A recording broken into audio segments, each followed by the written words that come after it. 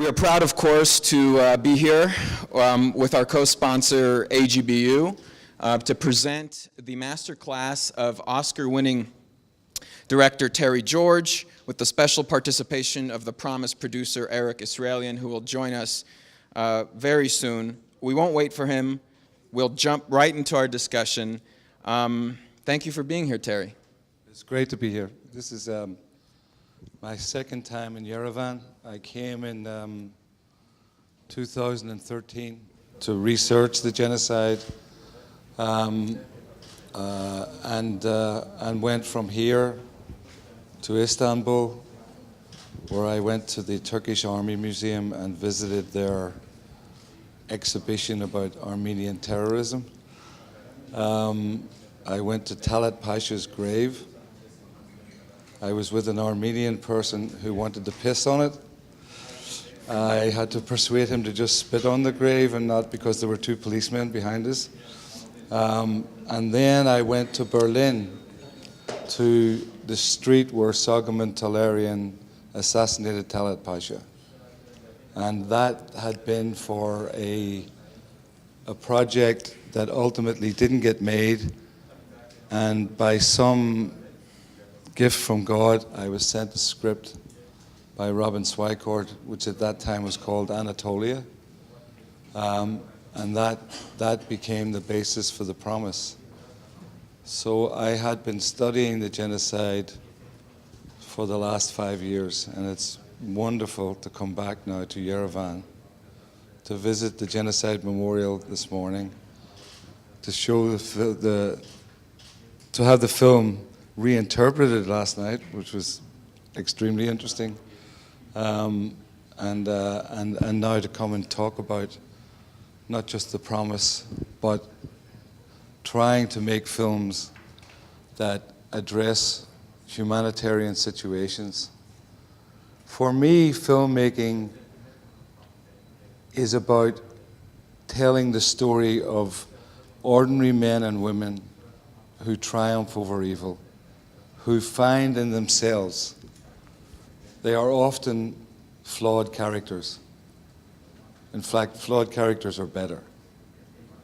I believe you can't make a film about Jesus Christ, you can't make a film about Nelson Mandela, and you can't make a film about Pelé. Because basically, they ain't that flawed. They don't have too many flaws. And to make a good film, you need characters that are human. And by being human, I mean have human flaws. And if you look at the films that In the Name of the Father, Jerry Conlon was a major thief and just a pretty disreputable character. Paul Rusesabagina was idolized Europeans, was a snob, wanted to basically protect his own family. And in trying to protect his own family, he found his inner strength his family grew to the number of people who were in that hotel. And in The Promise, Mikhail makes a promise to a woman he's not really in love with in order to get the money to go to Constantinople, to become a doctor, in the belief that when he comes back to Sarun, his village, they'll settle down and eventually Miral and he may fall in love. He doesn't take in, basically, he was betrothed for money. And then when he meets Anna in Constantinople and he encounters passionate love, we have that dilemma of what happens. So that's the flaw within Mikhail himself. And I wanted in The Promise to create, it's not a love triangle, it's a love quadrangle. Because you have four people all interrelated. Miral loves Mikhail. It's her aspiration to marry this man, she promises. Mikhail believes that in the fullness of time, he will come to love Anna, or come to love Miral.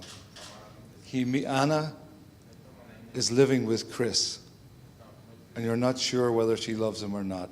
Is he a father figure who rescued her after the tragedy of her own father's suicide? Does she really love him? Chris clearly is in love with Anna. And then Mikhail and Anna meet, and passion intervenes. And so you have these four people whose lives are interwoven, and then the catastrophe of the Armenian genocide tears their lives apart.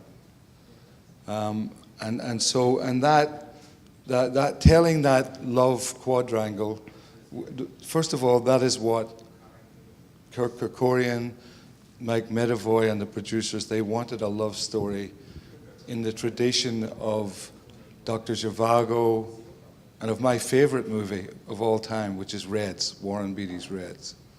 If you look at Reds, it's the love, the competition between John Reed and Eugene O'Neill for the love of, I forget her name. Aha. We have our special guest, Eric Esrailian.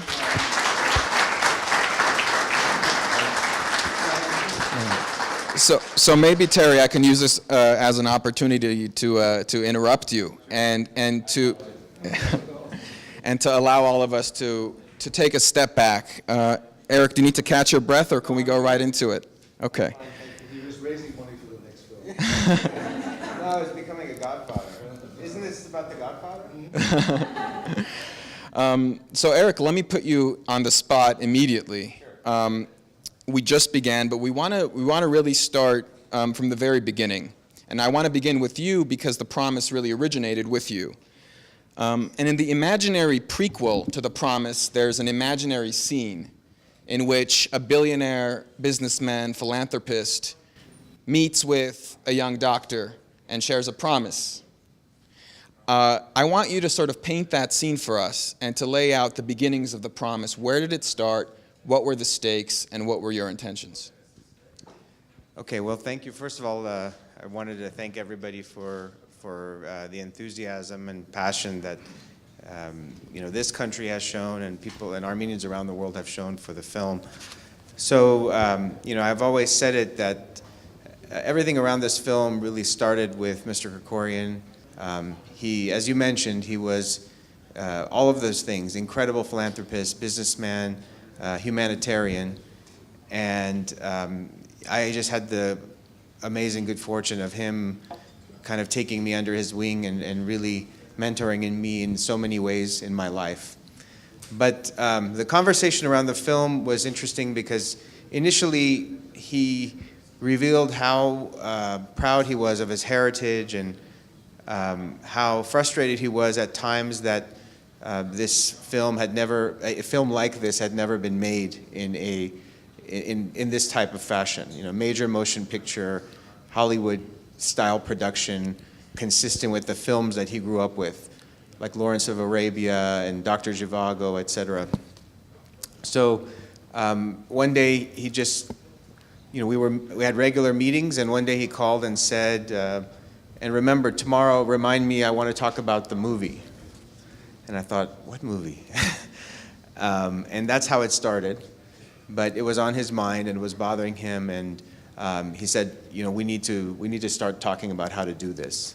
And that's literally how it started. And I first thought, maybe you can find someone better to do this than me. But he was insistent that, given our shared heritage and the fact that he sensed that I had pride and followed through on projects, and I had a lot of relationships that he thought could be helpful as we went down this journey, because he never anticipated that we would get a major studio to want to help us or get a lot of cooperation along the way, and he was right. I mean, that's the thing that one of my friends always said about Mr. Kerkorian, is that he could see around the corner. So around that corner, there was no help. And so he knew that from the beginning. And he always envisioned these types of struggles that I'm sure we'll talk about today. So we obviously know the context of the film, which was that this was the forbidden film. This was the film that Hollywood had not been able to make in modern times in almost 100 years since ravished Armenia. And yet the project of this film lands on your desk, Terry, and it invites you into it with the inevitability of getting involved in messy, ethnic, political situations. What are your instincts when you first received the project? Well, delighted, because I knew obviously I had been researching the subject already and knew from Hotel Rwanda, not just of the basic history of the genocide, but also the continuing efforts by revisionist historians and the Turkish government in particular to suppress it. So here was an opportunity to tell this story.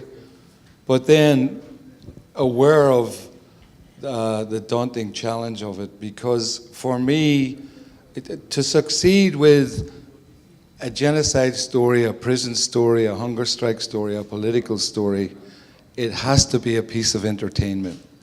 The first obligation of a filmmaker is to put asses in seats, as they say in Hollywood, and to try to get some money back for your funders and so forth. That's because if it isn't entertainment, then you're into a whole other sort of NGO situation where it has to work on that level.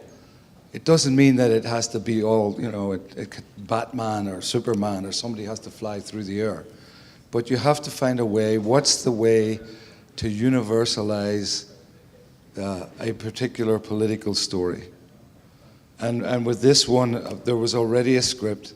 There was a love story between Anna and Mikhail. And Mikhail, in the original script, does go to Constantinople and becomes caught up in the genocide and eventually ends up in Mossadegh. But for me, what was missing was the epic nature of the genocide story itself.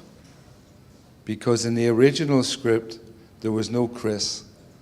And if there was no Chris, there was no Talat Pasha, there's no Ambassador Morgenthau, there's no Death March, there's no intellectuals being... without the overview, there was no...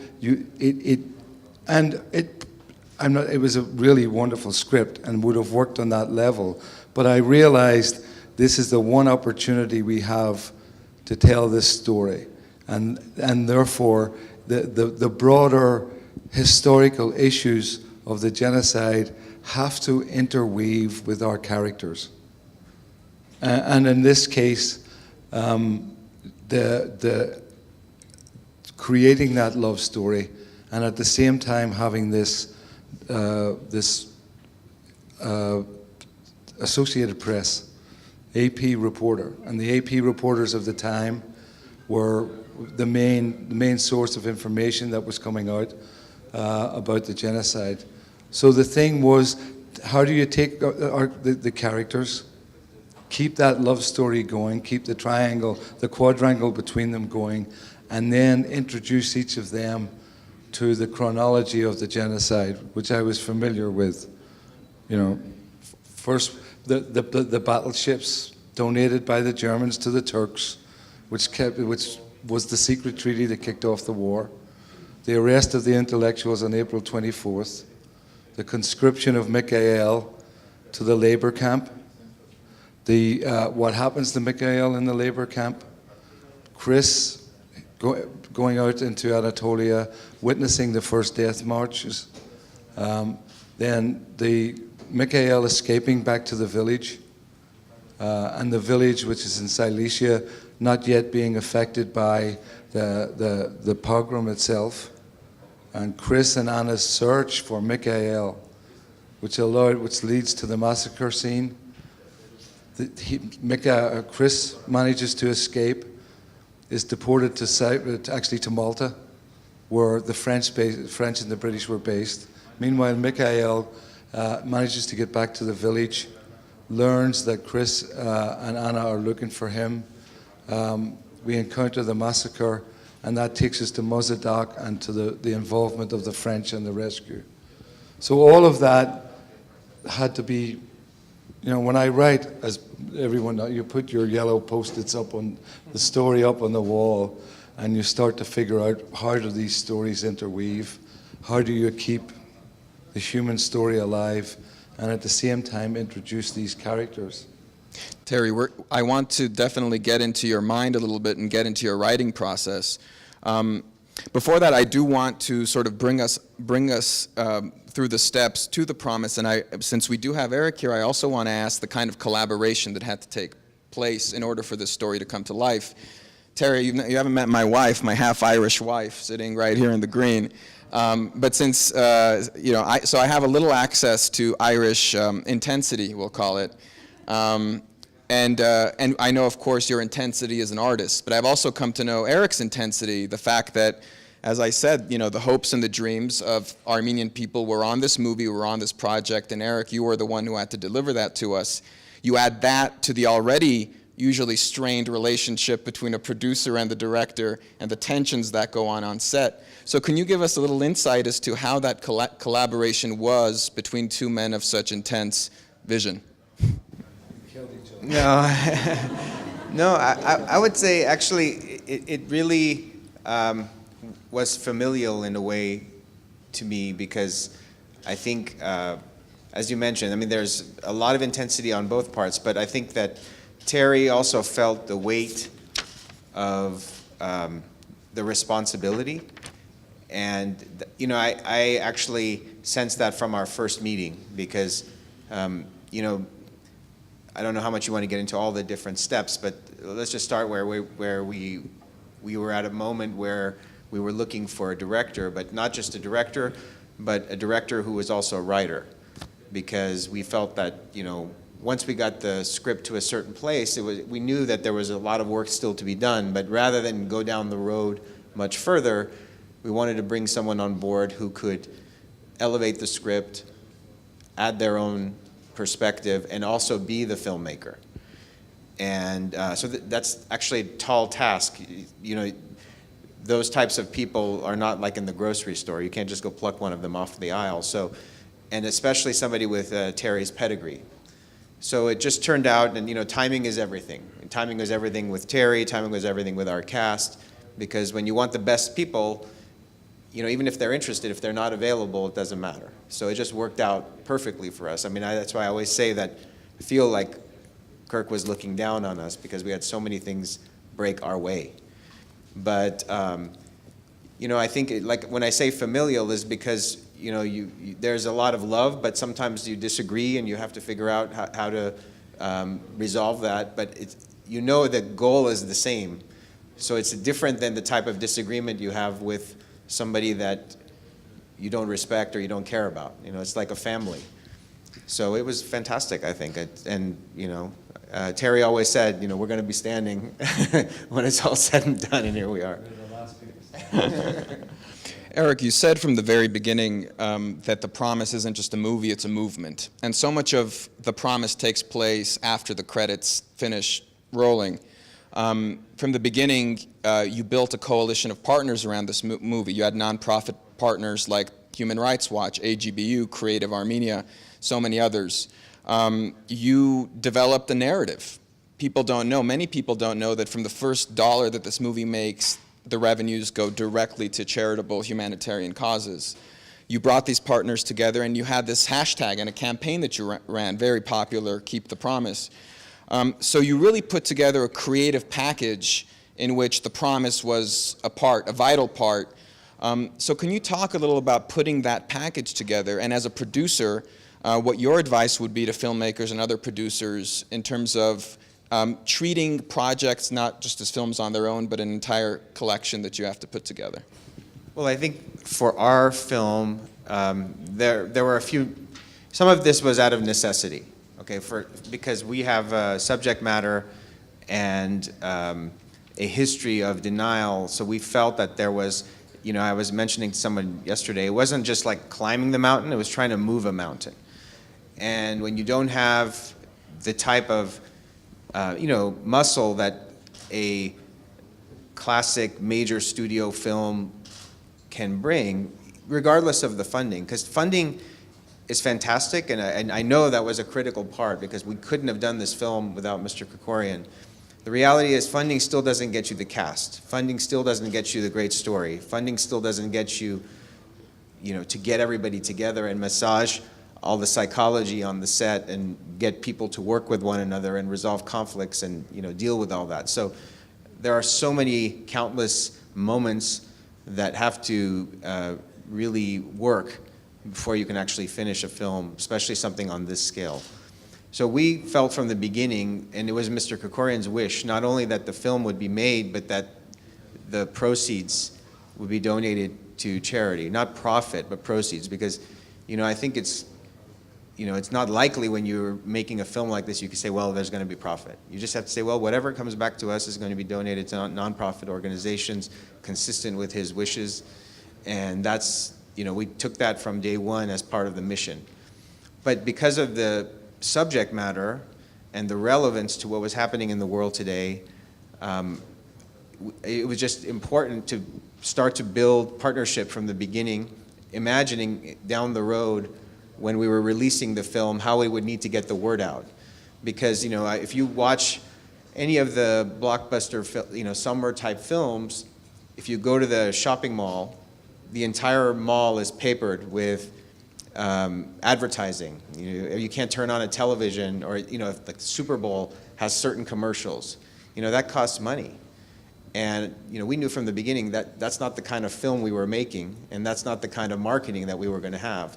So it'd be more important to take the film to the people. And we were very fortunate to be able to reach out to friends and friends of friends who cared enough and used social media and use their platforms to be able to help. And really, the movement part, as you talked about, is critical for a film like this because it's so relevant. We didn't know when we were starting out how relevant it was going to be because it was 2010. And in 2010, we didn't know about ISIS, and we didn't know how Syria was going to collapse and all these different things, but it became necessary. And I guess you were lucky to have really a rare filmmaker, Terry, correct me if I'm wrong, someone who doesn't look down or doesn't condescend to the commercial aspect of it or the impact aspect of it. You seem not to be making this film art for art's sake, but also imagining the change or the impact it's going to bring or the money that it's going to bring back. I don't know if it was Che Guevara, Mao Zedong, or Ho Chi Minh said, when I hear the word culture, I reach for my machine gun. But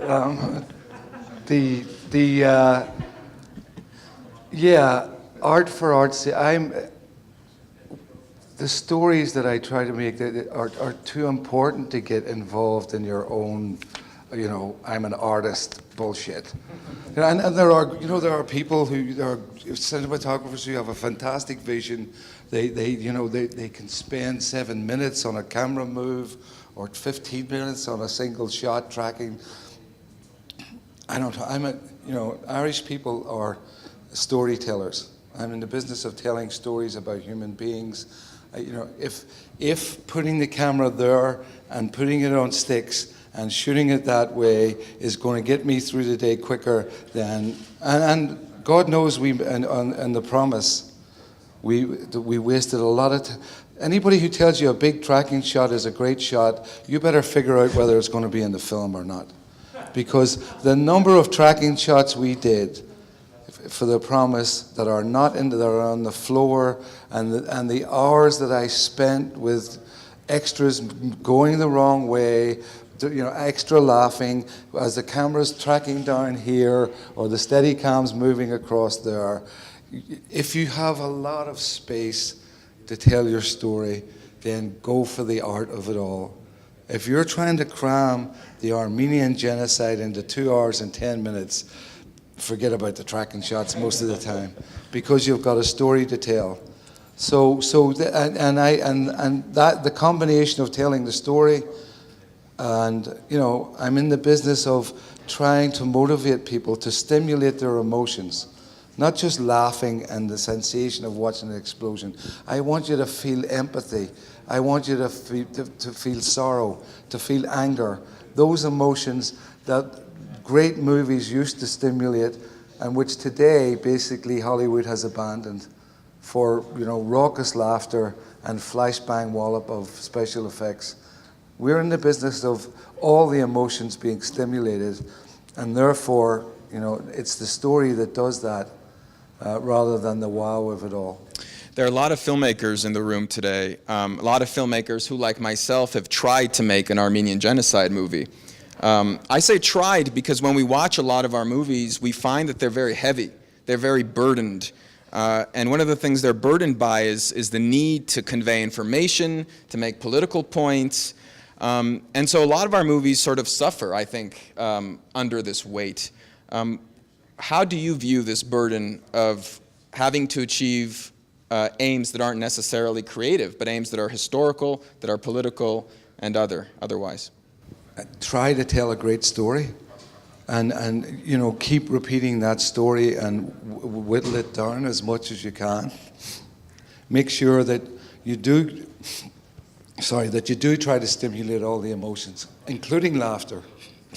If you don't have a joke, I made a movie called Reservation Road. There ain't many laughs in that movie. We ended up calling that movie, Joaquin Phoenix and I called it the Dead Child in the Road movie. But even in The Promise, there are moments of levity. When Marwan drops the body in the surgery, you need moments of levity to even the kids singing the French song. And in Hotel Rwanda, what was it? Oh, in The Promise, it's when It's medicinal. It's medicinal gets a laugh, but the biggest one is when I forget the character's name. Anna's uncle says, "My wife died. Thank God." Thank God she died. Yeah, she was a witch. That's it. Barren as the desert. Biggest laugh of the whole night. That was very important to Terry, for sure. It is. It actually is important that you give the audience relief. And In the Name of the Father, it's full of jokes. Jerry Conlon eating the LSD on the map and tripping off and so forth. But ultimately, to get back to answer the question, it's about storytelling. Tell a good story. Try to universalize it. Beware of politics. Someone asked me yesterday, why weren't the Kurds in The Promise? I'll tell you why. Because I couldn't explain them. To introduce another factor into an already complicated story was a step too far. It's all Don Cheadle and I had a mantra on Hotel Rwanda, which we then passed on for The Promise. And that mantra was, it was a single word, Peoria. Peoria, Illinois is the center of the United States. And we said to each other, if they don't get this film in Peoria, we've failed. And I think with The Promise, we took that same attitude. There's a term we've been hearing in the last couple of years, Eric, and it's called social impact entertainment. And it's a term that you're on the front lines in Hollywood, one of the producers who's developing this field.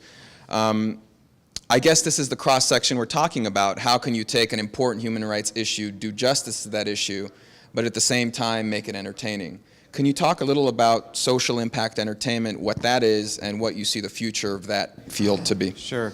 Well, I think that if you look at certain companies like Participant Media, for example, they have a track record of making both feature films and documentary films that I think address or kind of encompass this term, because as Terry said, they are entertaining, and it's hard to imagine a film like a Schindler's List or The Killing Fields and calling that entertaining. But people are drawn to it. People watch it on an airplane.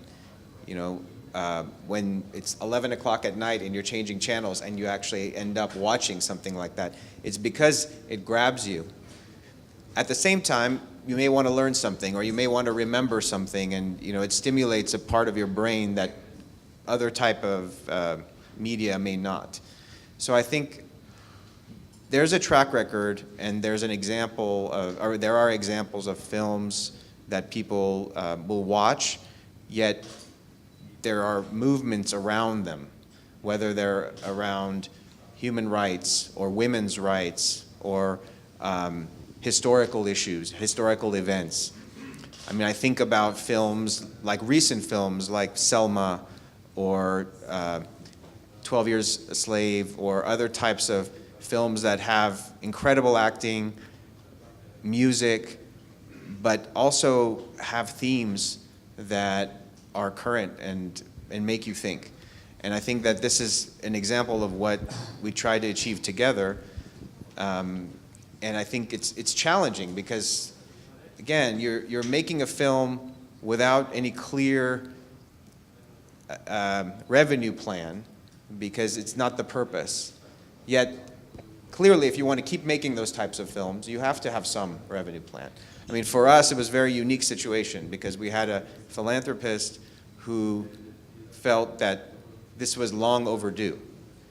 And it's really different than, I think, many of the other types of subjects that fall into social impact entertainment. I'll just say that, you know, Terry mentioned Peoria.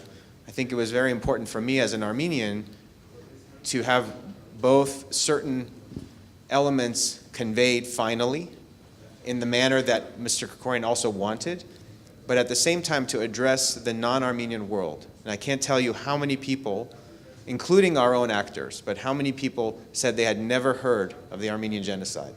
Not a little bit, not I remember they had absolutely no idea. And I think that people have to understand when, you know, they ask about certain choices, say, you know, when you start doing it, when you spend 7 years on something like this, you realize how successful the denial campaign has been. So you really have to start to shine a light in areas that aren't within our Armenian community, but also try to address that. And it was incredibly important that we kept that in mind.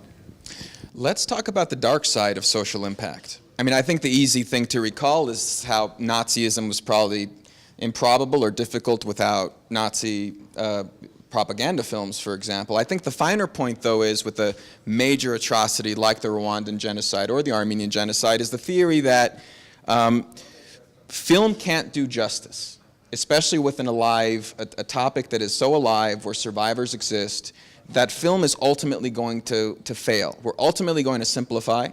We're ultimately going to romanticize. There's the famous quote from Stanley Kubrick about Schindler's List, a film I think that you admire, where he said, the Holocaust is about 6 million Jews who died, Schindler's List is about 600 people who didn't. I know this is a challenge to you, but I'd sort of love to hear your response to this. Good, because I think it leads us into the first clips.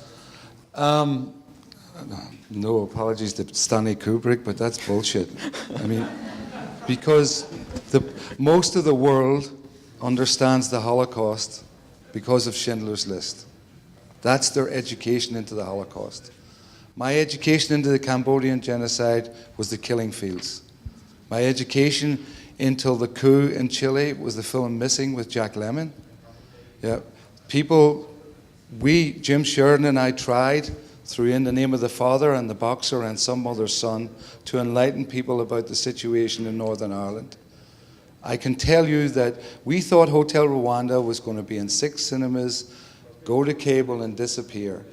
And it literally is, as they say, a crapshoot. It's the luck of the draw and the roll of the dice. We won Toronto, the People's Choice Award, and we took off from that. But because of Hotel Rwanda, Starbucks got involved in Rwanda. George Bush Jr. watched it twice, no matter what you think of him. He did a lot of work in Africa. He did a lot of work. He changed things in Darfur. The campaign in Darfur was directly helped by Hotel Rwanda. Don Cheadle and George Clooney went on the road and pushed the Darfur crisis, motivated, not helped by our film, because it was then shown in schools. Amnesty International adapted it and showed it around the world as an example of what had taken place in Rwanda. So film, political film, humanitarian film, has a huge, huge, huge impact. It's how people learn today. Do you want to know how powerful it is? That's why the Turkish government went out and made a film called The Ottoman Lieutenant, with a completely fictitious story to try to undermine our film, and have spent, money on bots trying to undermine the film. They'll continue to do so because people will learn, as you said, the first reaction you get after them watching The Promise is, I didn't know this happened. I didn't know this happened to the Armenian people. So it is, for better or worse, the most important teaching tool to the masses that we have. And it's film, internet, television.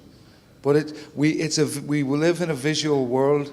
People want things explained visually, and we have the power to do that. And that's why I'm such a firm believer. It's why, frankly, I don't have the time to waste on making a comedy or I've tried these things.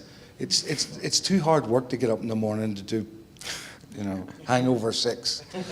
Still, Terry, I think it's very important that Anna dies. It's important that Charlotte's character dies. For a while, as we're watching the film, we think this quadrangle is resolving. We're going to get the false catharsis that we want. The romance is going to happen. You're sort of always teasing us with that, and we're feeling guilty for wanting that because we secretly want this film to have a happy ending. And yet, you're very careful not to give that to us. So can you talk about that decision? There was no way that Anna was surviving.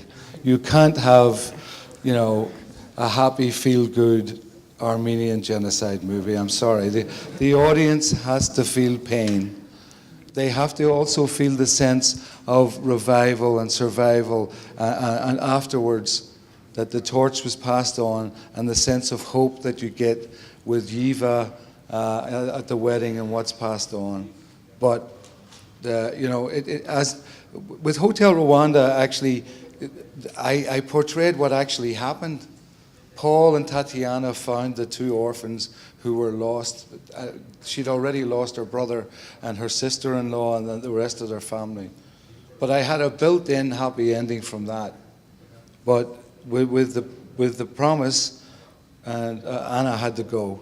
Yeah, and that was pretty much from the start. Yeah, Eric, you knew that your parents were going to watch this, your kids, survivors were going to watch this film. What was your sense of what the ending and the message of the film had to be? Well, I think it was important. I'll tell you that Mr. Krikorian from the very beginning wanted a few elements. As I mentioned, he wanted the throwback feel. So, one of the I'll use this term loosely, critics said that this reminded them of the type of film that would have won the Best Picture in the 90s, a boring film or old-fashioned or something like that. And it was humorous because that's exactly what we were going for, but maybe even older decades, because Mr. Krikorian thought about those films. If you watch films like Casablanca and Dr. Zhivago, they have love stories. They have love triangles, really.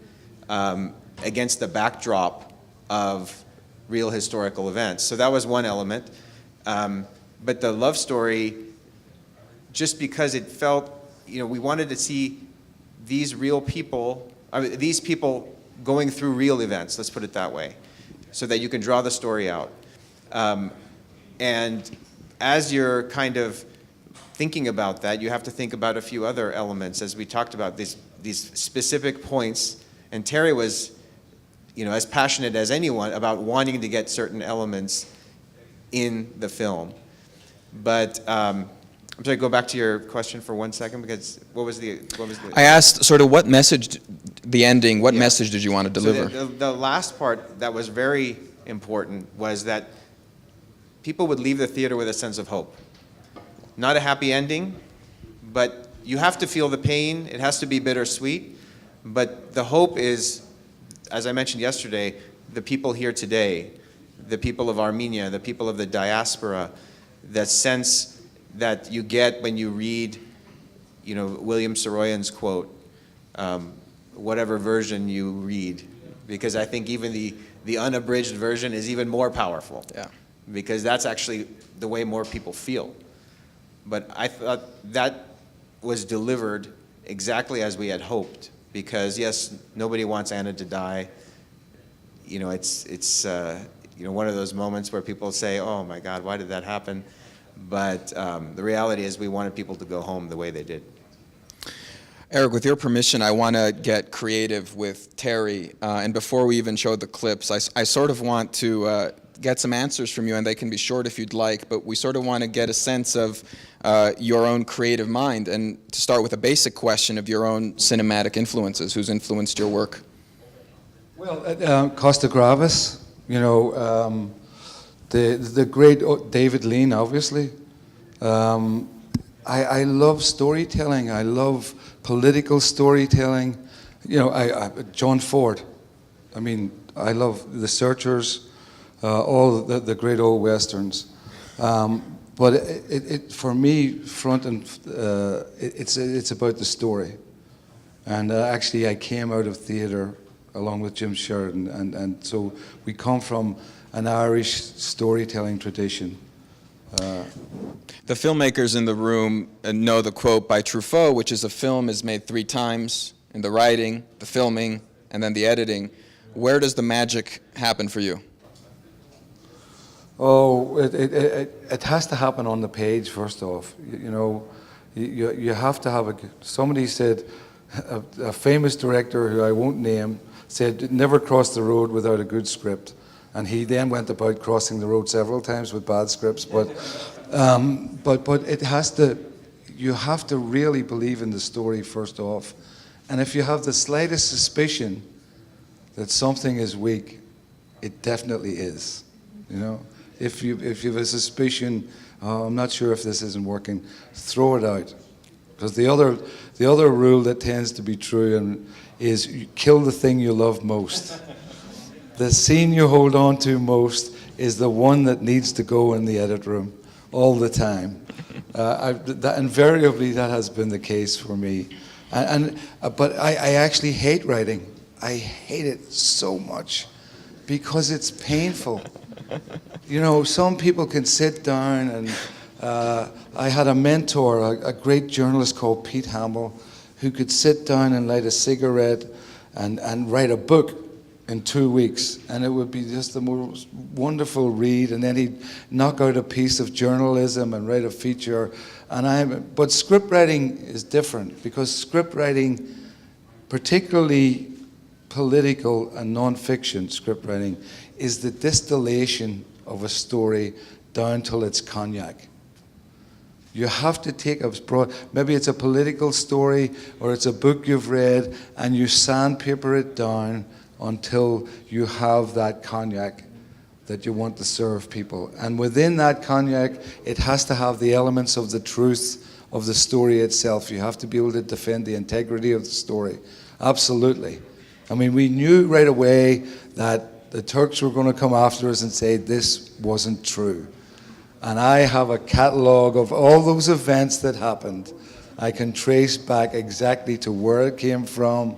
April 24th, the labor camps, here's the photographs, the Muzadaq, all of it. And, you know, and I learned that from In the Name of the Father. Because the first thing the British government said was, this story isn't true. Why is it not true? Well, we don't say approach the bench in British courts. Who gives a fuck, right? That's one of the attacks. Jerry Conlon wasn't in the same cell as his father. Correct. He was in the next cell. And they shouted through the window to each other. Now, cinematically, that's a problem. So we put them in the same cell. But the authenticity of In the Name of the Father was validated when Tony Blair had to invite the families of the Guildford Four to Downing Street to apologize to them 10 years after they condemned our film and 10 years after they'd released the Guildford Four. So the veracity of the film is important. One of my guilty pleasures from when I was a young boy trying to be a writer is to read the daily routines of writers that I wanted to be like. So I found out that Hemingway wrote in bed, so I wrote in bed, not good on the back. Found out that Saroyan got up early in the morning to write, so I wrote in the mornings, and then found out that Dostoevsky liked to work at night, so on and so forth. So just give us a very technical, I'd really love to know how you write, how many cups of coffee you drink, and what that suffering really looks like. What's the hardest job? I've done a lot of jobs in my life. I was a garbage collector, taxi man, bartender, construction, all sorts of stuff. The hardest one time was putting wallpaper on a ceiling. Have you ever tried to wallpaper the ceiling? I would rather wallpaper the ceiling than write a script any day of the week. I will do anything to avoid it, up to the deadline. And I need a deadline, and then when the deadline approaches, you sit down and crash it as best you can. And it's, what was Al Pacino's great movie? It was a courtroom drama, Justice for All. In Justice for All, I think it was Charles Durning played a judge, a crazy judge. And the crazy judge at lunchtime, his hobby was flying helicopters, but he would fly a helicopter out to sea till the fuel indicator went below the half mark and then try to fly it back. That's exactly what I do with scripts. Get to the point where you can't make the deadline and then go for it. But I think that's because of the nature of scripts, because it's much better if you can get a routine and sit down and work it. But it is about sandpapering and finding that nugget. It's hard. So for the routine for me is to avoid it, try and write, and then finally just sit down and blast it out. Do you use storyboards? Yes. Yes. Yeah. Very rough ones we used on this. If you're doing a big setup, you need the storyboards for sure to tell the story. I use Post-its a lot in writing. Obviously, the structure is everything. I'm a total believer in the 3-act structure.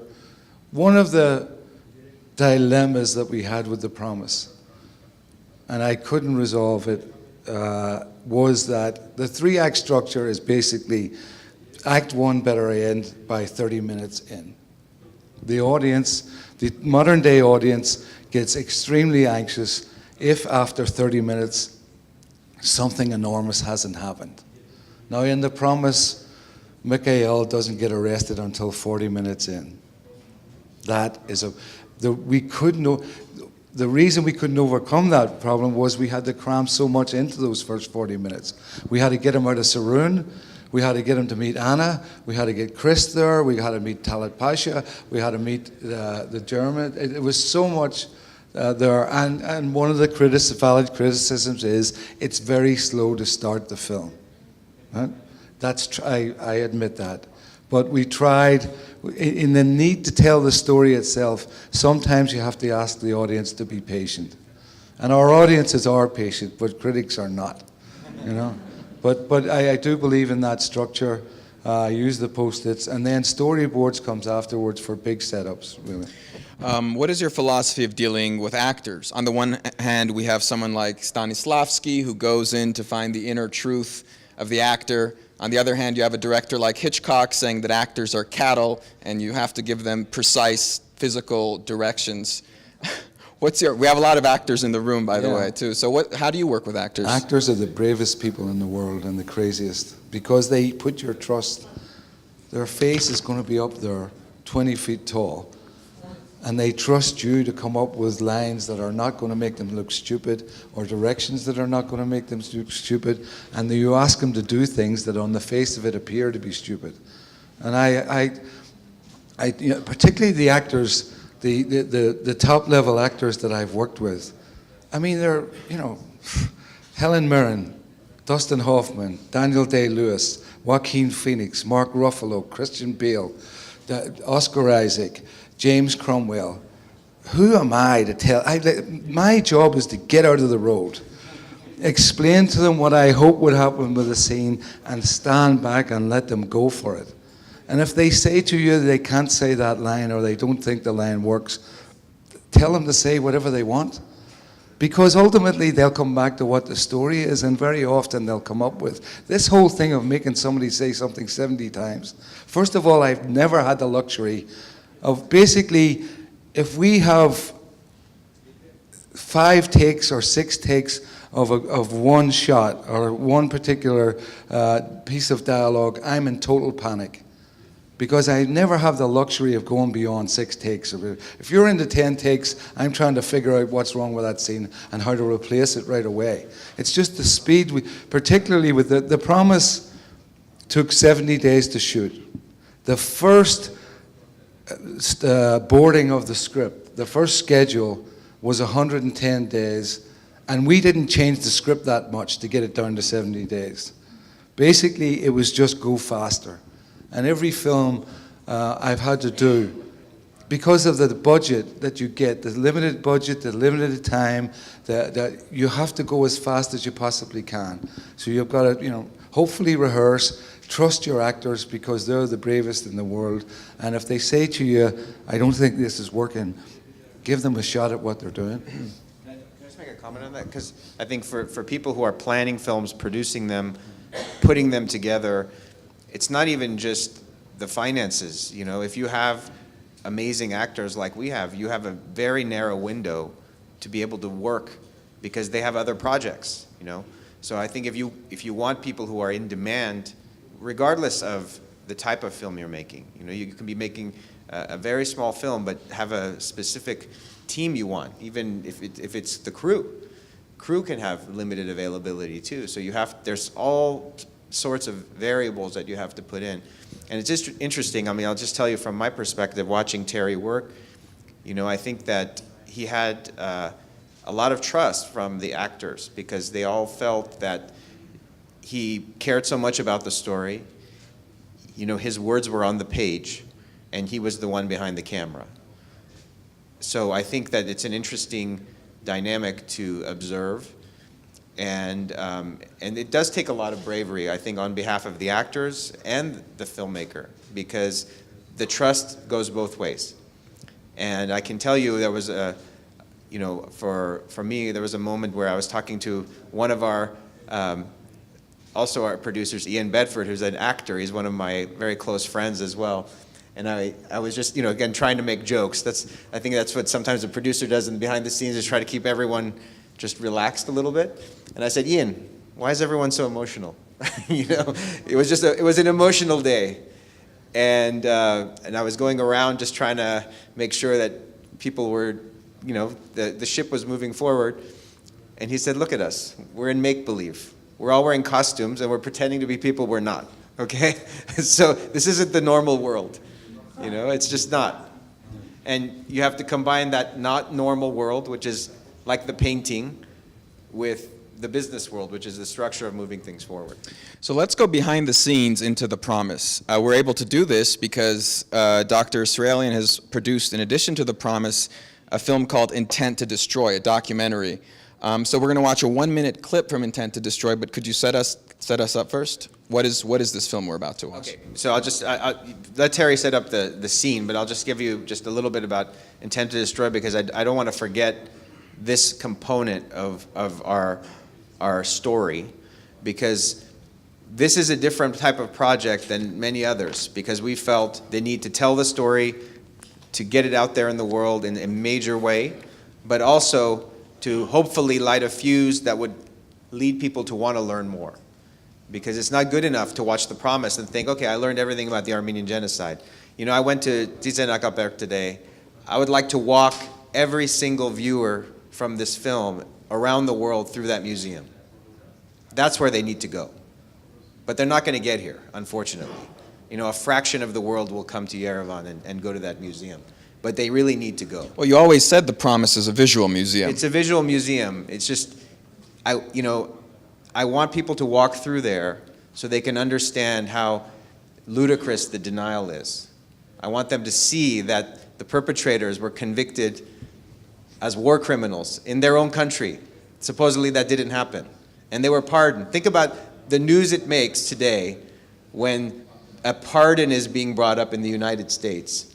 And think about what happened back then with Ataturk versus the conspirators of the Armenian genocide. But again, back to the Intent to Destroy, the goal was to then hopefully be able to turn people to some sort of content where they could learn more. Not just our film, but there's so many other excellent documentaries and other resources that people can turn to. We had the opportunity to have a parallel film made not just about the behind the scenes of The Promise, but to go into Arat, go into 40 Days of Musada, go into Denial, go into attempts at depicting the story. So we had a world-class team on set for a huge chunk of our shooting, and then I'll let you set up the component. Yeah, well, the scene is the most horrific scene in the whole film. It's the massacre scene by the river, and that's where you really have to trust your actors, because you're asking them particularly to convey something that in feature films can't really be conveyed at all. You know, the horror of that, true horror of it, comes from news and documentary and reality. But yet I want the psychological horror of it to be conveyed to the audience. At the same time, I'm particularly aware that the film is a piece of education, needs to be shown to children, that there are a lot of people, you know, both men and women, who don't want to see horrible scenes on screen, don't want to pay the money to see that. So what's the balance that you get between that? And at the same time, the actors want the most out of a scene, both visually and psychologically. So you're trying to explain to them, I have a certain vision about this. Well, let's not reveal the secret, but there's one direction, the reason we've chosen this, there's one particular direction that Terry George is giving to Oscar Isaac. So watch out for that, and let's play Intent to Destroy. So I love this moment because here Oscar Isaac wants to show the blood. Wants to show the blood that is on, I think, Angela's clothes, and you're giving very specific instructions, and you're saying, no, don't show it, it's always better for the audience to presume. So what did you mean by that? Well, if we show it... Should we go on and show some more clips? The funny thing about that is, keep in mind, I'm fully aware there's a documentary cruise over my shoulder. So there's a level of diplomacy going on there that's... You weren't very diplomatic. So we're going to watch... Well, let's watch the clip, and then a similar clip from Hotel Rwanda, and I'll talk you through both of those. They're both the seminal scenes in both of those films, and they both generated a lot of criticism, one way or the other. So let's watch two clips back to back, The Promise and Hotel Rwanda. You never see what Michael sees, but we know Morale is pregnant, and later on when he gives that speech at Muzadak, he tells what he's seen. And the audience, it's in the audience's head all the time, you know, that what Mikhail has actually seen there and what Yiva has survived. So, and the difficulty in directing that scene, obviously, is the emotion that you're trying to convey. You know, you need that through not just one actor, but two of the best actors in the world. So I have to keep both of them working. You know, Chris has to see, something has to happen to Chris as well. Now, the little child on the beach, that came straight out of the news. That was just an homage to that Syrian child who drowned on the shore 2 weeks before when we were shooting it. At the same time, in part of the storytelling, I needed Yiva to become the heart for the audience that goes through that and to survive this and the legacy of it. But I was also acutely aware, because of the next scene that you're going to see, that we were on the edge of getting an R rating in the United States with that scene. The level of blood that you show, I mean, they literally go through and count it, and they did give us an R rating. They gave us an R rating, and we appealed it and won. And that if they had kept that R rating, that meant that The Promise could not be distributed in schools, couldn't be shown to anyone under 18. It would have cut out half of the audience that we wanted to reach. But you can't say to the actor, that actor who's trying to embody a guy who's lost, you know, his wife, his unborn child, he's trying to get into this, and actually, by the way, I'm setting myself up here for a legal argument in Washington 6 months down the road, so I want you not to, that's why there's no blood there. You know, the purity of what he's trying to do is being polluted by Terry George's worry about the ratings board. the actor would stab you at the moment. And the reason I was so familiar with that is because of this next scene. Hotel Rwanda? Or Yeah, Hotel Rwanda. The scenes are almost identical in the emotion that both those actors convey. And both of them, the strange thing, you know, I was basically copying myself here, knowing that what Don Cheadle achieved, the Oscar could achieve as well. Because they are the audience. That pain that they generate, in both occasions, and it's just Hotel Rwanda we shot on film. Don Cheadle did that, and sure enough, there was a hair in the gate of the camera, and I had to ask him to do it again. And the second time, and you know, an actor has gone to a place, you come back. Oscar at the river did it once, and I was like, okay. And he said, can I do it again? And he did it, and the second time is the second performance. Now, the thing about the Hotel Rwanda that I learned, it's a pity the sound is in here. When they're reversing the truck, when they're reversing the van back off the bodies, in the sound in the cinema, there's a crack of a bone breaking that was like a rifle shot. You can't hear it here. I had literally had it turned up to the max. When we got to the ratings for the film, the authority, the MPAA said, we can't show a film where you see a truck driving over dead bodies. You never see a truck driving over dead bodies. All you see is the bumps, and you hear the crack of bones afterwards, and you see the bodies on the road. So it's, for me, it's letting the audience do the work for you, and letting the actor do the work, take the audience with them. Because you're never going to, I don't care how much blood you throw at the scene, you're never going to make it the reality that would match the horror and the reality. And your trust in an actor is enormous. And with the actors I've had, they carry that emotion. So for me, that's what it's the transfer of emotion through the screen. And that's why those two scenes are the most memorable in both films and the most cited. And people still tell me, oh, when the van drives over the bodies in Hotel Rwanda, it's really horrible. You never see it. Can I make a comment? Terry said basically how the words on the page were so critical. And the reality is the way Terry wrote that scene is exactly the way it played out. And I think basically Oscar said several times that he had been thinking about that moment ever since he read the script. And there was a lot of, weight put on that particular shot. He was thinking hard about it the night before. We talked a lot about his preparation. He didn't want to be bothered at all by anybody before he walked down, so he literally walked down and they shot it. Because that Intent to Destroy was the day before. They were planning that. So that was preparation. I mean, there's so much put into it by the director and the actor in preparation for that moment. And one thing I think is interesting, because some people have said, it's like there was a, it's like you can just turn it up. They said, we want more genocide, more genocide in this film and more genocide in that moment. The reality is that, the truth is so much more horrific than what you see on screen.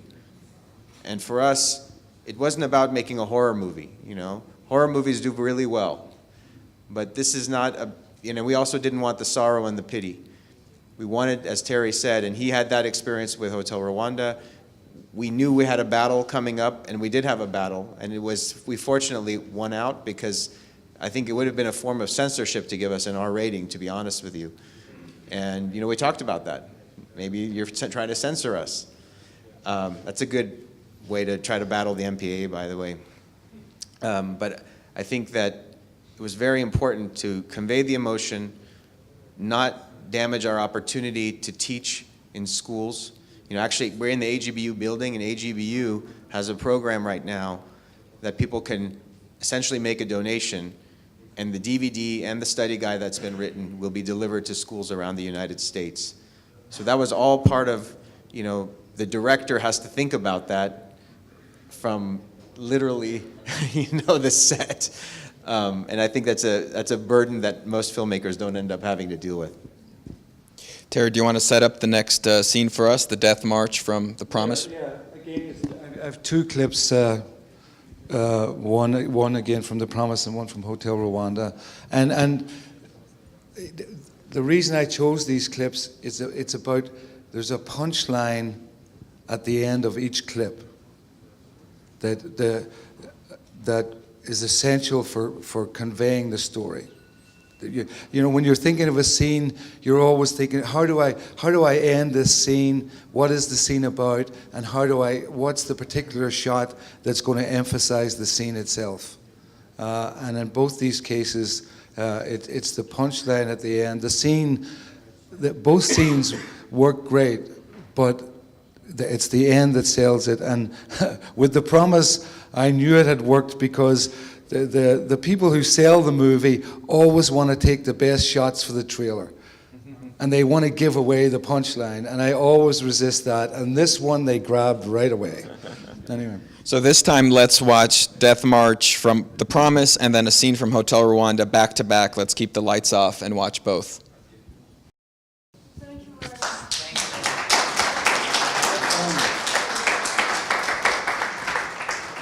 When I was editing it, Microphone. I showed Don Cheadle the sequence, and he's watching the bus, and he's thinking, "Oh, Terry's sold out here. Look at the poor white people. So sorry for the poor black people." Till you get to the dog. The dog was the whole message, and that was I saw that from a documentary film, where they literally evacuated the dog from that it wasn't that hotel, but and then in The Promise, it's shooting the woman and the little girl running away. What was the one thing I could do on that death march to try and encapsulate the horror that we'd read? People being mutilated, women having unborn children cut out of them, beheadings. What was the one thing I could do within the context of the ratings and involve Chris and capture the audience? And that was the woman was an extra, the girl was an extra. I was standing, that was on an 800 lens to get that effect. And the first time she did it, the way she fell back, if you watch documentary, is what happens when people get shot. I don't know, the stunt guy obviously coached her well, but those are the moments that I talk about, the distillation, finding the moment that will tell the story for you. So when you're writing scenes like this, do you have the punchline, do you have that distillation in mind, and you're designing the entire scene to create the best payoff? Well, I mean, with Hotel Rwanda, I had seen the dog image, and I wanted that in it. With the Death March, which was essential that we got the Death March in there, and we shot that in a desert in Spain. Has anyone ever seen that film about the attempt to make Don Quixote? We shot the Death March in exactly the same location, and the Spanish Air Force showed up just as they did in that when they were trying to make Don Quixote. And we shot that in a day with 300 extras, with a drone. The end chase sequence was completely messed up because the tracking car threw up dust. So a lot of that we had to fix in CGI, and some critics as well, they don't know how to stage a horse chase. Well, fuck the horse chase, because I staged the shooting, and that was the most important thing about the whole day. And I show those just to say that capturing the moment and transmitting that to the audience is what filmmaking is about. Just for fun, I asked Terry to select a clip, a scene from one of his films that he has a particular affection for. and he chose one from In the Name of the Father. Could you set that up for us? Yeah, actually, I will, we'll just play the scene, and I just say, within this scene is the best line I've ever written. Probably couldn't understand that with the accent or something in it, and I just to set it up. You know, Jerry Conlon has been found guilty of causing an explosion and killing people in a pub. He's been sentenced to life plus 30 years. His father, who came over to rescue him, was sentenced to 18 years, is in prison, came over to try to rescue his son. They're pariahs, they're outcasts in the prison, they're on the 4th floor, and they're sitting down, and the best line I've ever written is, "These chips aren't bad." Here's this old man who sacrificed his life for his kid, and trying to keep his spirits up when one's facing life imprisonment, the older man knows he's going to die in prison, and he's telling his son that the French fries are good. I mean, that summed up Giuseppe Conlon and the whole concept of the movie, that there he was finding hope where there was no hope at all.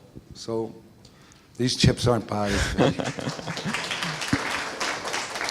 Maybe it's just me, but I also really love watching people eat in movies. There's some. Well, I mean, it's a Coppola. You should always have a wedding, a funeral, and a big feast. We've been watching a lot of major high-budget films, but this movie of Terry George, but this one reminds us that for the beginning of your career, Terry, you spent a lot of time thinking very locally. You wrote a lot and filmed a lot about your own native Ireland, about the Troubles. And in fact, the Academy Award that you won for a short film, which you filmed, I think, almost exclusively at your family home in Northern Ireland in a 5-day shoot, very intimate, small sort of film, 5 days of filming, and it got you the Academy Award. So can you tell us a little about that film? And especially for a country like ours, where we're not able often to put together huge budget productions, what is the power of the short film format? Yeah, when this is over, I'll call out the Shore is on Vimeo, free. So I'll give you the Vimeo link if you want to watch it. But basically, The Shore is the story of two men who grew up together. They were actually half brothers almost, and during the war in Northern Ireland, one of them was wounded and the other left for America. But before they had left, one had been engaged to a woman called Mary. When he went to America, he had promised to bring Mary back, or bring Mary to America. He reneged on the promise, but at the same time, his best friend fell in love with his fiancée, and they ended up marrying. And the two men had enormous guilt that they had each stolen Mary away from the other, when in fact it wasn't true. And so the short story was basically an allegory about Northern Ireland itself. How, the fear and misconceptions over the course of 25 years had led these two people to be so alienated. And when finally they got back together again, they rediscovered their friendship.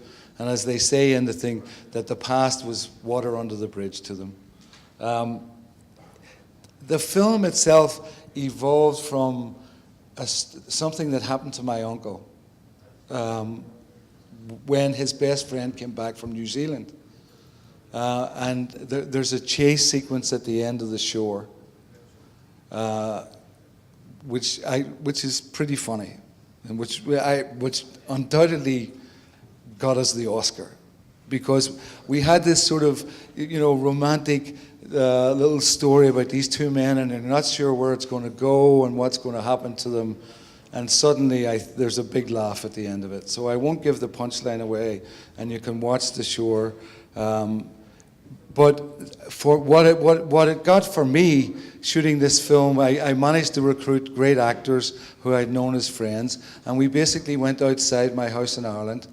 where there's a tidal bay, where the tide comes in and then goes out each day, and where the local people pick mussels and oysters and so forth as part of their economy. And what I was able to do in those 5-6 days was shoot the film. I put a chase into it, and I then licensed Enrico Morricone's music from. It's not from the Search. It's from it's fantastic Western chase music. So I took Western music that I loved, put it on this chase, and then paid for a country and Western song that I knew, and we hobbled this film together, and we ended up winning the Oscar. And it all came out of a short story that basically a joke. You'll see when you watch it what the joke is. But it was a joke that kept in my head, and I kept thinking, how can I get this into a feature film? It's a misunderstanding that was so great. And then finally I just said, well, to hell with it. I'm going to make it as a short film because I can't find a way to shoehorn the story itself in. And I think if you find a story that you really believe in, that you can encapsulate visually, make a short film. The great thing about filmmaking today is we have been liberated by the iPhone, by the D5 camera, by editing on computer. But you can literally go out and make your own film. And I always say to aspiring filmmakers, to aspiring writers, the best way into film is to get involved in theater, in amateur theater, because within that group, you've already got your film company. You go in there, you work, you see the actors work on stage, and then one day you say to them, by the way, I've got this little script, would you come outside and film this? So filmmaking has been democratized in that way, and I'd encourage everybody to make a short film.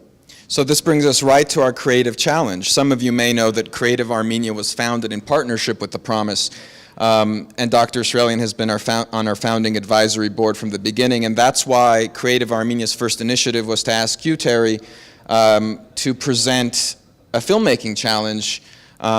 And the challenge was simple to filmmakers across the world. Can you tell a human rights story in 60 seconds, purely visually, without any dialogue? I want to show you some of the finalists in a short clip, but Terry, do you want to say anything more about the challenge or the results? Well, I mean, the results were fantastic, and you'll see some of them. The potential. I mean, it is daunting. Let's not, no dialogue. What can I come up with in a minute? But remember, the most expensive and best advertising in the world is either in a 30-second or 1-minute commercial on television, usually. And the greatest filmmakers, Ridley Scott, Parker, the greatest filmmakers come out of advertising, the greatest visual filmmakers. So the challenge was really exciting. I couldn't have pulled it off, I have to tell you. But. So before we watch, I should say one more thing. As we're speaking right now, Terry, our colleagues are in Batumi in Georgia, where we're presenting some of these finalists at the Batumi International Film Festival. It's not about the winner and who meets the cash prize. It's about the fact that we've been able to create an event, make human rights engaging, and unlock the creativity of our people. So congratulations to our finalists, and let's take a glimpse. So if any of our finalists are in the room, would you please stand up, finalists of the Creative Challenge?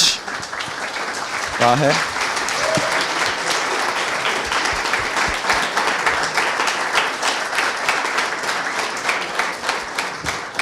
So maybe after the question answer session you can come up and we could take a picture with Terry, but congratulations. I'd encourage you all to watch. Hopefully they'll all be online. Because even though the trailer is great, it doesn't do justice to the concepts themselves, which were fantastic, each one of them.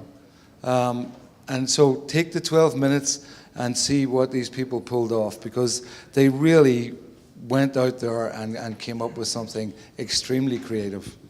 Congratulations to you all.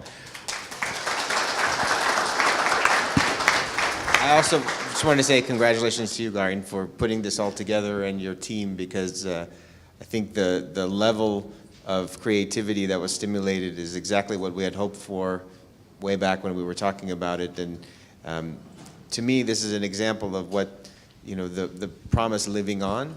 And this is why I think the denialists are so frustrated with the film, because we always knew it wasn't about the box office. It was the fact that it was going to keep spurring on life and creativity, and we wear it with a badge of honor, their frustration.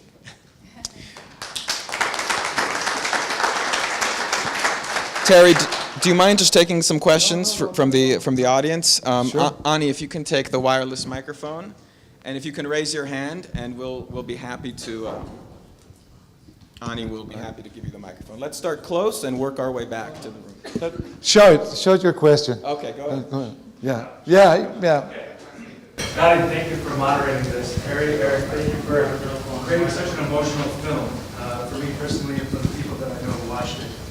I'm really glad that you mentioned Schindler's List. The synonymies are apparent. We have this educational piece now that can travel throughout the world and educate people about the genocide.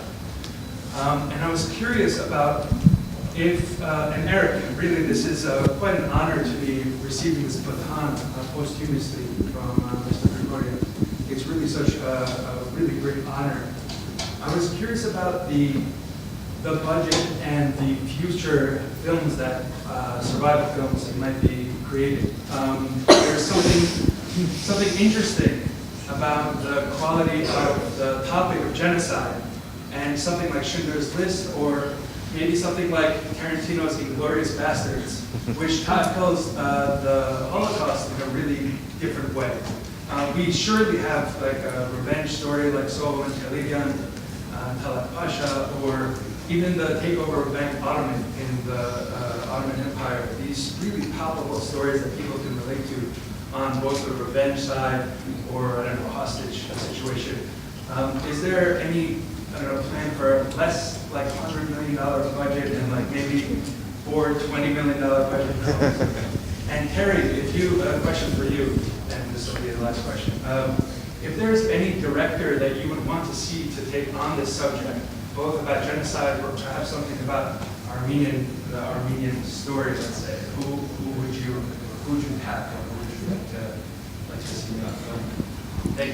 Thank you. Well, first of all, thank you for your comment. I think, as you said, it has been a tremendous honor. It is. Our goal was always to hopefully light the fuse and package a few things together, which we've done. We made the promise, we made our film, The Intent to Destroy. We partnered with Terry's daughter, actually, talented filmmaker herself, Orla George, and a nonprofit called Global Nomads Group to create a virtual reality short, which will be coming out later this year as well, called Sirun, which is an experience, for educational VR experience, where people can be anywhere in the world and be transported to 1915 Turkey and experience what it was like to be Armenian at that time, and again, build an educational component to that. We made my late dear friend Chris Cornell's video for The Promise. Just remind me, because I'd like to say something about Chris too. But so we packaged all that together as part of one mission for Survival Pictures. So, our goal is not to necessarily keep making genocide stories or stories, but our goal was to hopefully break a glass ceiling that would enable other people to tell those stories and stimulate that kind of interest, because there are so many stories, and it wasn't to be the only definitive film, but there were certain barriers that nobody was able to cross, and we needed to cross those so that people could see that it's possible. I'll let you answer your question. To which director would I like to see make it? How many directors are in this room? Any one of you in this room that could make the film? Exactly. Yeah. I mean, I suppose the pragmatic thing would be to say I'd love Steven Spielberg to do it, because then the world would rush out. But I think this is the future of the Armenian story here, and I hope that you'll get to make your own stories for sure. My name is Julieta.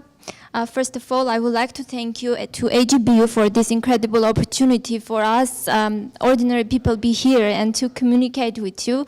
And before I ask my question, I would like to thank you very much for the promise.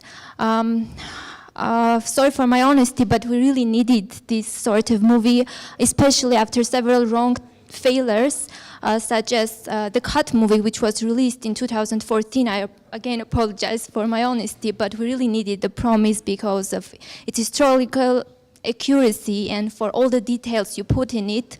For instance, Komitas Vartapet, we really needed it. And the proof of my words are the tears of not just Armenians, but also non-Armenians, including all my international friends that I try to share with this movie with. And believe me, they know the story in Europe, in Latin America, they know, and this movie was absolute victory towards all the trials to hide the accuracy and the historical truth. And my question is simple to both of you as an outstanding representatives of film industry. Which is harder, to get started or to keep going in film industry? To get which? To get started or keep going? Thank you. I think it's to get started. I mean, I was extremely lucky. If you get started and you have some recognition, then I think you have a momentum to keep going. You do get to a certain point where, you become old, in Hollywood's opinion, but you keep going with the stories. I think getting started, but like I said earlier, find a theater group, keep writing, get out on the street, shoot your own film, and more today. No one sending a script to an agency or trying to get a job with an agency as an aspiring actor is a pointless exercise. They want people who are famous. It's a catch-22. They're not interested in people who aren't famous. They want you to come to them when you've already made your career. So it's up to you to engage yourself in the filmmaking process. First of all, thank you for your comments. It means a lot to me, so thank you. And we're all ordinary people, by the way, so everybody's equal. And it's an honor for us to be here with you, not the other way around. That's what I would say. I also would say that don't let anyone tell you that you can't do something, because I think it's funny because for me, I think we've been given a tremendous opportunity, but over the last 7 years, I've seen kind of behind the curtain of The Wizard of Oz, and I would say that the amount of apathy and lack of precision in the filmmaking or entertainment business is enough motivation for anyone who wants to do it. I can say that you could do it. As Terry said, there's been a democratization of creativity now, and people can create content, share their content. But there's an old expression like nobody knows anything. And I'll recall a funny story where somebody was, in the early days when I was just trying to kick the tires on see if there was gauging interest, if there was anybody that was interested. And it's funny because many people have said, why didn't such and such make this film, or why didn't you go to such and such person? I can just tell you, you'd be surprised at the reactions or the lack of interest by certain individuals. I won't say during this press conference or Q&A, but I think it takes a brave individual like Terry George to want to take on a subject that nobody's ever wanted to touch, or people have been fearful of touching for various reasons. But in one of my conversations, somebody kept on saying, well, with all due respect, commercial this, box office that, with all due respect. And I said, let me ask you a question. Where did you go to producer school? There's no such thing, by the way. It was a rhetorical question. I said, I'm sorry, I didn't go to producer school like you did. But where I'm come from, when you say with all due respect and you don't mean it, stop saying that, okay? I think that you can do it. You should never stop. And I think that once you get started, if you can surround yourself with really talented and caring individuals, you can accomplish anything.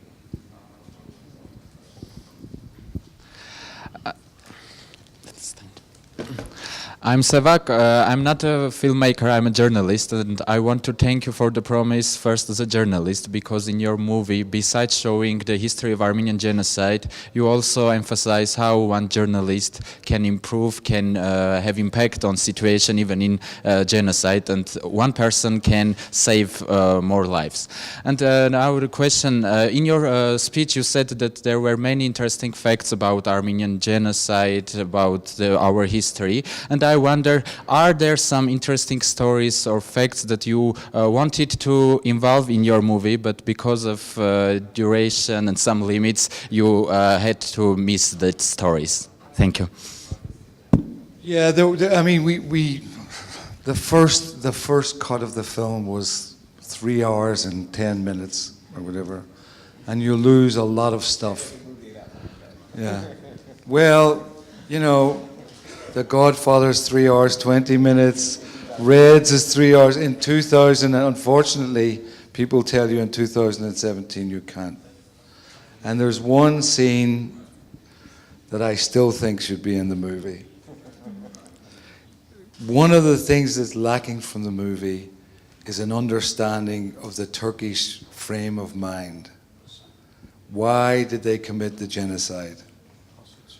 And we had a scene between Talat Pasha and Dr. Nazim and some generals in the army that explain their determination to cleanse the Ottoman Empire, to wipe the Armenians from the face of the earth. And I used the words that Dr. Nazim and Talat Pasha and so forth had said. Now, we debated back and forth about whether that scene should be in there or not, and ultimately it didn't end up. I think it's on the DVD. And there are a lot of other. When you compress the relationships themselves, you know, you lose a lot of things like about Moral's family. But at the end of the day, the film is what it is. You put it out at the maximum length that you think will play to the audience, and go for that. You know, if I had my druthers today, I would say to Eric, listen, let's forget about a film. Let's do 8 hours on Netflix and tell this story really right. But we're 5 years on, and the media has evolved now, where, in fact, the 6-hour, 8-hour limited series is perhaps the most important educational instrument that we have today. Yeah, I think one thing I was going to also say is that, as Terry pointed out, you know, television has created a whole new world. We were just at Emmy's event in Los Angeles, and the amount of content being created is mind-boggling, and I think it creates another opportunity for talented writers, directors, actors to show their craft. And you know, we had to balance all of this with just human nature. In 2017, technology, as great as it is, has created all these opportunities for us, has also distorted our brains, and people are unable to sit still for long periods of time. And if you're going to make a film and then have to go and partner with certain people to get that film out there, they have some say, unfortunately. And as Terry said, it would be great to have an unlimited or, you know, strategic way to get it out there with that kind of length. I mean, that is an important. Terry was very conscious, and I have to say it's fantastic to have somebody of his integrity want to drive that point home. Actually, today at the Genocide Memorial, we were able to see, you know, photographic evidence of these types of meetings taking place, and the discussion showing the level of involvement of the highest leadership of the Ottoman Empire in the genocidal campaign. Eric, did you want to say a word about Chris Cornell? Yes, so as many of you may know, Chris Cornell wrote and performed our title song in the film. He was one of my best friends in the world, but he was also a close confidant even from the very idea phase in 2010 when Mr. Krikorian approached me about the film. I contacted Chris because he was such a brilliant person, and he was able to take, he was the kind of person that could take an idea and make it a reality, which is what he did for songs. And he was so passionate about our project. His wife's family were Greek. We have a shared history, as you all know, and he was emotional and he put his heart and soul into it. And I hope that the Armenian people recognize, because to have a non-Armenian who's one of the most revered artists of the last 25 years do this for us and for human rights around the world is really unprecedented. I mean, we have amazing Armenian artists like our other friend, Serge Tankian, who also contributed to this film. But I think it's really unique to have somebody like Chris join our cast and try to spread the word across the world. So. Hey, I'm Arev, and I have two questions. First of all, I want to thank you all for this event. It's really important for us as filmmakers to have these dialogues, and if we can wait more of these continuing, it will be great. And thank you especially for coming and sharing this evening with us. Mr. Terry, I would like to ask if how was your how did you see that the audience accepted your film? Is it what you expected? Is it better? Is it worse? How was the American society receiving it, or the world for most? And the second question is more to Mr. Eric. As Mr. Terry George said, of course, we need to do our films. We don't need to stop. We need to, I mean, how you said, push the mountain. We know that in Armenia very well. But now we're working in a very special topic. It's a film about Aurora Mardiganian, and we can't do the film in a bad way. I mean, it's not the kind of film you make just because you, like 5 years, dream to do it. So is it possibility to share our film with you and tell a little bit about the project? Thank you. The American audiences, yeah, any audience that I have attended, the audiences themselves have been enormously moved by the film. We just screened it in France at the Deauville Film Festival. There was a 10-minute standing ovation, apparently the longest ovation of the whole festival. The reaction was fantastic. Critical reaction was 50-50. I kind of expected, you know, the old-fashioned, we were going to get painted with the accusation that, oh, it's an old-fashioned film, and you know, you've featured the love story. To tell you the truth, I've never been a critic's darling. I'm always more interested in what the audience thinks than the critics. I try not to read the criticism because I find today a lot of it is just copycat, that critics tend to go on Rotten Tomatoes and see what the consensus is and agree with that. But I think if you look anywhere that the film's been shown and how it's playing on iTunes and on Amazon, we've been getting an enormous reaction. But it's also important to remember that this film is being subjected to a lot of internet hacking and fake news and undermining by the Turkish powers that be. So I would encourage you to, if you watch it on iTunes or if you go on iTunes, to give your honest opinion, whatever that may be, so that we can build up a momentum, because these things matter today. But I'm so proud of the film. It was such an honor to get the chance to get it made. I'd have made it for nothing, but I couldn't tell Eric that at the time. But this film would never have been made without Kurt Kerkorian and Eric and his foundation. A film like this will never again be made by Hollywood, because they're just interested in profit, and they're not particularly interested, except for 1 week in March when they have the Oscars, of these kind of films. And therefore, we as filmmakers, as actors, actresses, as film fans have to support these films and encourage them. And socially aware filmmaking is the most important part of cinema today, and that's my belief. The answer to the question is yes, I'm happy to talk to you. No, I'm happy to talk. But one thing I was going to say is just, again, it's sad, but a studio executive friend said, you know, if this movie wins 100 Academy Awards, we still can't touch it. And it was just another example to me of why we needed to make the film and make it the way we did. And, you know, I'm a physician, so I love data. And we tested the heck out of this film in New York, Los Angeles, Toronto, several places before we completely locked it. And the reactions we were getting from ordinary people going and watching the film, you know, just exposing their hearts and emotions, that's what we cared about. And you can get, and it played out exactly as we predicted, where we would get this enormous reaction from people, and you know, the critics would be 50-50. We have some tremendous critics who loved it and some that didn't, and that's fine. It wasn't for them. Maybe a few more, 2 or 3 more questions. 2 more questions, but Terry, do you want to tell us about your link? Yeah.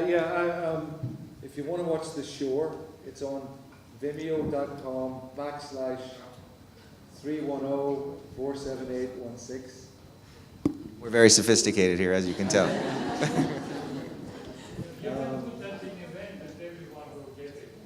It's also live on Facebook, so you can rewind. And Oh, is it live on Facebook? I don't know. Right? I think this is. Oh, this is live on Facebook. Well, I'll leave this up here. I'll leave it up front for you if you want to watch The Shore and enjoy it. I hope to try and make a feature film out of it at some time. Another question? 2 more questions. What movie did you make? The Replacement. The Replacement. That was the one with the gun and the teddy bear and the beautiful replacement that happened there. Thank you for this event. Thank you for all of these kind of events that you make. The film, everything is very important for Armenian filmmaking because, to be honest, it's in very bad situation. So I just want to ask you to continue to support Armenian filmmakers and Armenian filmmaking. And my question is quite simple. I have many questions, but I know that the time is very limited. So I just want to, as a young filmmaker, I want to ask you, how did you start filmmaking? How did you fall in love with filmmaking, with cinematography? Thank you. I started, I wrote a play that was produced in a theater called the Irish Arts Centre in New York. And at that time, the artistic director of the Irish Arts Centre was Jim Sheridan. And he directed the play. The play was called The Tunnel.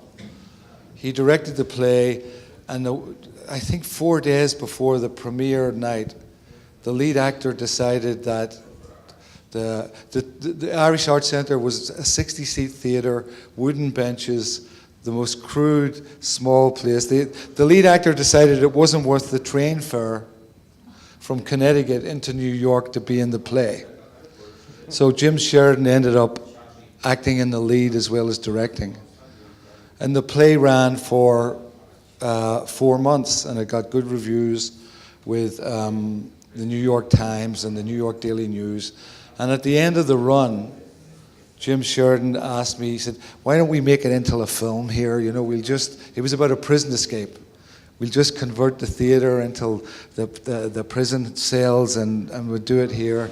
And I'd already been approached by people from Hollywood, bullshit as it turned out, saying, you know, oh, we were interested in the film. And I said to Jim, I don't know. And he said, okay, well, I'm going off to Dublin. I'm going to do this film about Christy Brown.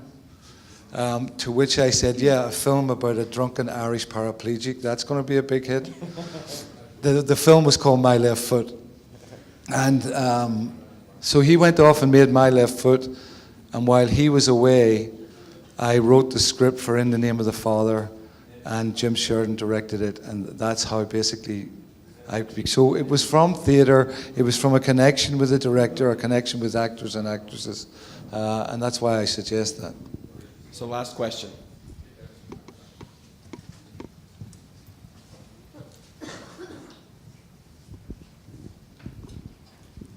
Thank you. My name is Nina, and I'm an editor. And I want to ask about editing, and I know that most of directors have favorite actors, favorite cameraman. Do you have favorite editor? Thank you. Yeah, it's always the last one. Steve Rosenboom is a great editor, and I've tried down through the years to work with my editors, different Craig McKay, who did Some Other Son for me, who had worked on Reds.